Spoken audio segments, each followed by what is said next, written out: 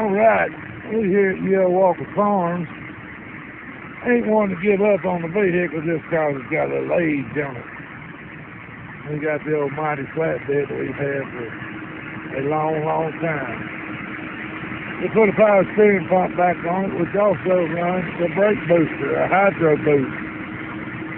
Me and Miss Trixie got that back going and decided that we would replace that little stator valve. And if you look there, the air conditioning compressor is now moving.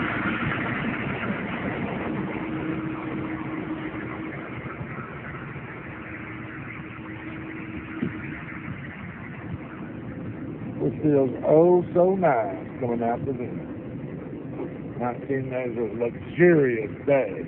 Needs a little drop the wheel armor off.